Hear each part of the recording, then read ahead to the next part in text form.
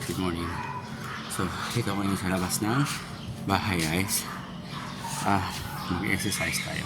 So, hello, marami nagtatanong, especially yung mga kilala ko, if nag-gym ba daw ako kasi si-appreciate yung sa braso ko.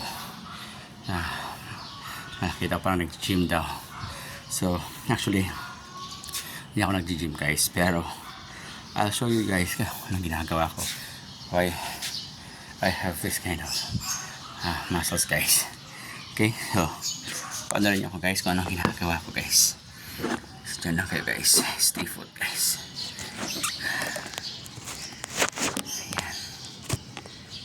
Ayan ginagawa ko guys. So instead of ganyan guys, instead of ganyan ginaganyan ko.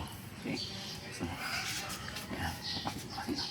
1, 2, 3.